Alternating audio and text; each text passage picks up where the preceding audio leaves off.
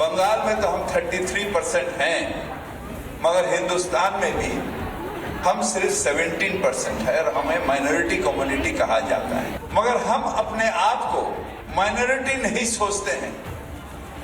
हम सोचते हैं अगर अल्लाह की रहमत है हमारे ऊपर, अगर तालीम हमारे साथ है, तो हम एक दिन मेजॉरिटी से भी मेजॉरिटी हो सकते हैं और हम अपने अल्लाह की ये मेहरबानी होगी जो हम अपने ताकत से ये हासिल करेंगे।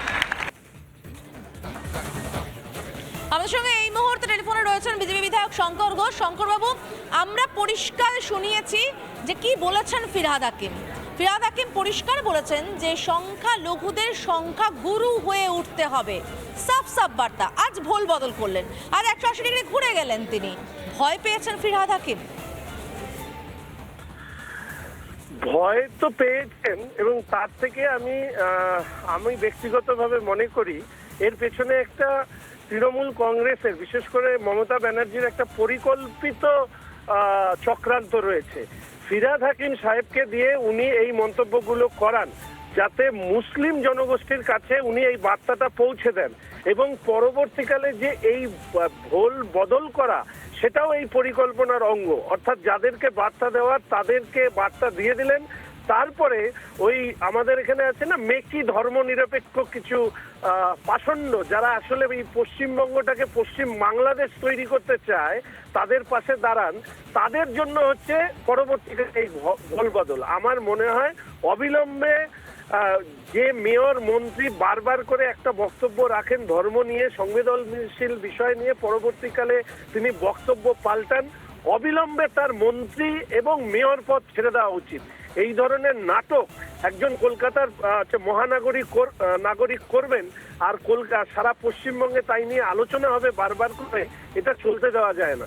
আসন্ন এর পরবর্তীকালে নিশ্চিতভাবে বিরোধী দলনেতা হিসাবে ফিরহাদ হাকিম সাহেবের মন্তব্য নিয়ে আমাদের পরিষদীয় দলের কর্তব্য এবং কি করা হবে সেটা ঠিক হবে। কিন্তু অত্যন্ত লজ্জাজনক যে মহানাগরিক এইভাবে বারবার করে বক্তব্য পাল্টান, কিন্তু এর পেছনের আসল চক্রান্তটা হচ্ছে মুসলিম সমাজকে বার্তা দেওয়া। মমতা ব্যানার্জির হয়ে এই বার্তা উনি দেন, থুতু ফেলেন এবং তারপরে সেই ফেলা থুতু তিনি নিজেই আবার পরিষ্কার করেন। এটা খুব দুর্ভাগ্যের।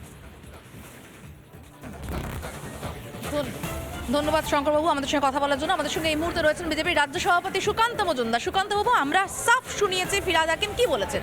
ফিরহাদ হাকিম পরিষ্কার বলেছেন যে সংখ্যা লঘু থেকে সংখ্যা গুরু হয়ে উঠতে হবে। আজ বলছেন যত দোষ নন্দঘোষ মিডিয়ার, রিপাবলিকের নাম নেননি কিন্তু আমাদের উপর দোষারোপ করেছেন। সত্যি কি তাই বলেছিলেন ফিরহাদ হাকিম?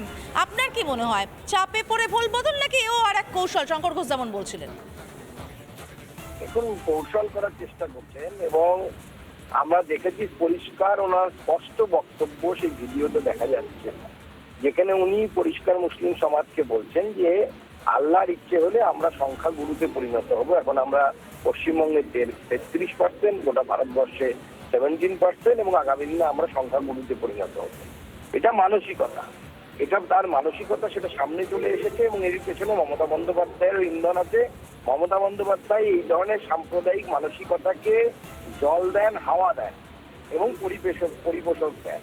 স্বাভাবিকভাবে এই মহানগরী, কলকাতার মহানগরী, আমাদের মাননীয় মেয়র একের পর এক মিথ্যে কথা বলে যাচ্ছেন, এবং এখন যেটাকে বলছেন সেটাকে আরবিতে বলা হয় আল তাকিয়া, অর্থাৎ ধোঁকা দেওয়ার ব্যবস্থা করা। অর্থাৎ যতক্ষণ না পর্যন্ত তুমি সংখ্যা গুরু হচ্ছে ততক্ষণ পর্যন্ত এরকম মিথ্যে কথা বানিয়ে বলো এবং বোকা বানাও অন্য ধর্মীয় সম্প্রদায়ের মানুষদের। সেটাই ফিরহাদ হাকিম সাহেব করছেন, উনি আল তাকিয়া দিচ্ছেন। অনেক ধন্যবাদ সুকান্তবাবু আমাদের সঙ্গে কথা বলার জন্য। আমরা কথা বললাম বিজেপির রাজ্য সভাপতি সুকান্ত মজুমদারের সঙ্গে, এবং তিনি বলছেন যে 800 সালে মানুষের চোখে ধুলো দিতে চাইছেন ফিরহাদ হাকিম।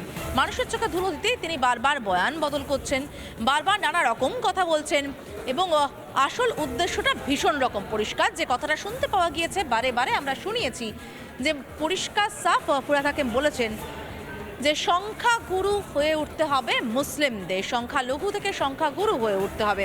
আর বরঞ্চ আরও একবার শুনে নি ফিরহাদ হাকিম যে বক্তব্যটাকে অস্বীকার করছেন। কি বলেছিলেন তিনি?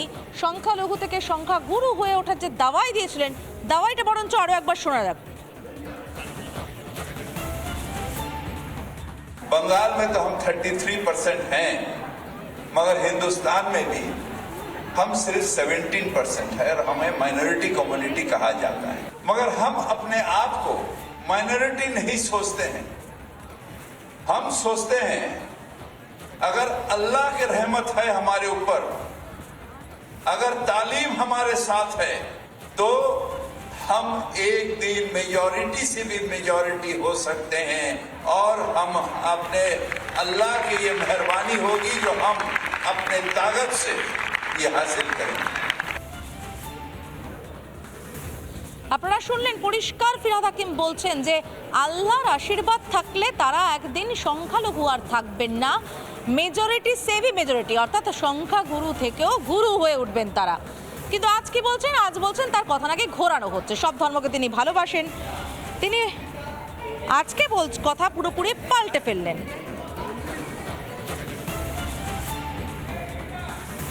নানা ধরনের কন্টেন্ট দেখার জন্য লাইক করুন, শেয়ার করুন আমাদের ফেসবুক পেজ, সাবস্ক্রাইব করুন আমাদের ইউটিউব চ্যানেল। পাশাপাশি অন্যান্য ব্রেকিং নিউজের জন্য অবশ্যই চোখ রাখুন রিপাবলিক বাংলায়।